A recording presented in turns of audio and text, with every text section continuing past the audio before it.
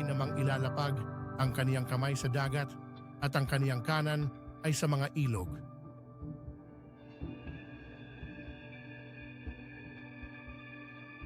Sapagkat ang lupa ay mapupuno ng kaalaman ng kaluwalhatian ng Panginoon gaya ng pagtakip ng tubig sa dagat.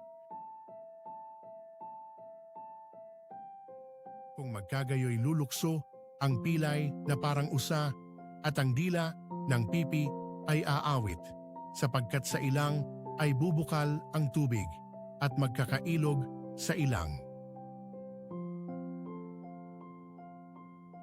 At siya'y nagtindig at pumaroon sa kaniyang ama. Datapuwat samantalang nasa malayo pa siya, ay natanawan na siya ng kaniyang ama at nagdalang habag at tumakbo at niyakap siya sa leeg at siya'y hinagkan. At ang buhangin ng kumikislap ay magiging lawa at ang uhaw na lupa ay mga bukal ng tubig sa tahanan ng mga tsakal na kanilang hinihiligan, magkakaroon ng damo pati ng mga tambo at mga yantok. At kanilang nakita ang Diyos ng Israel at mayroon sa ilalim ng kaniyang mga paa na parang isang yaring lapag na batong zafiro at paris din ng langit sa kaliwanagan.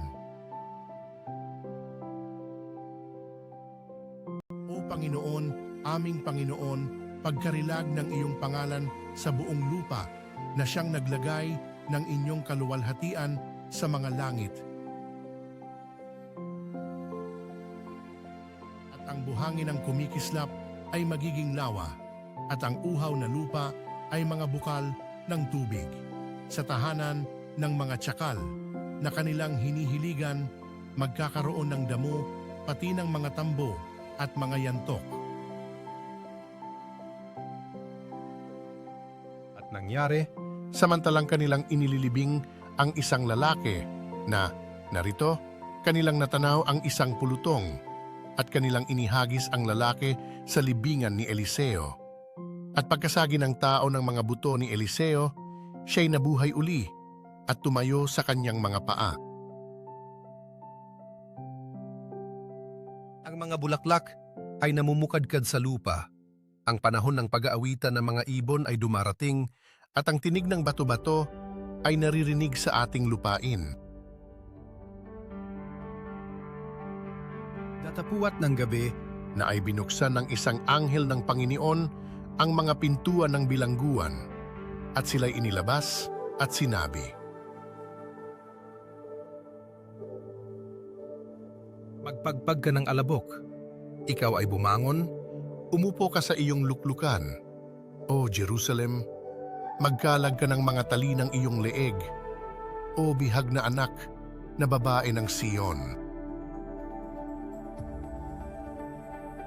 Isinampa naman niya ako mula sa isang kakilakilabot na balon, mula sa balahong malagkit, at itinuntong niya ang aking mga paa sa isang malaking bato, at itinatag ang aking mga paglakad.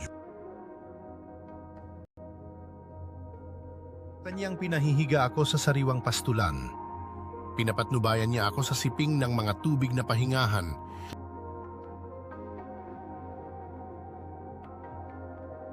Ang langit ay ang aking luklukan, at ang lupa ang tungtungan ng aking mga paa. Ano-anyo ng bahay ang itatayo ninyo sa akin? Sabi ng Panginoon. O anong dako ang aking pahingahan? Puspusin nga kayo ng Diyos ng pag-asa ng buong kagalakan At kapayapaan sa pananampalataya upang kayo'y managana sa pag-asa sa pamamagitan ng kapangyarihan ng Espiritu Santo. Datapuwat ni ngayoy na natili ang tatlong ito. Ang pananampalataya, ang pag-asa, at ang pag-ibig. Ngunit ang pinakadakila sa mga ito ay ang pag-ibig. Gaya ng hamog sa Hermon na tumutulo sa mga bundok ng Sion, sapagkat dun pinarating ng Panginoon ang pagpapala, sa makatuwid bagay ang buhay na magpakailanpaman. Ngunit silang nangaghihintay sa Panginoon, ay mga nagbabagong lakas.